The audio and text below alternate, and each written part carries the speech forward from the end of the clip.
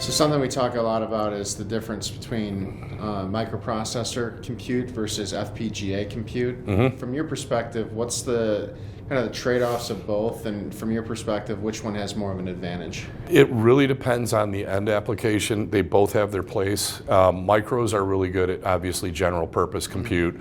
You know, if you're doing things that are well emulated in software, it's a great fit. FPGAs bring more of a hybrid approach. All the modern FPGAs have micro cores, usually ARM cores or something like that. But then they also have kind of a sea of programmable logic that lets you do application adaptation to the environment. So for example, if I'm doing something in, you know, a smart factory and I want to do machine control, I can instantiate, you know, motor control cores or something else to, you know, control robotics and sync the systems together. FPGAs are really well suited for that.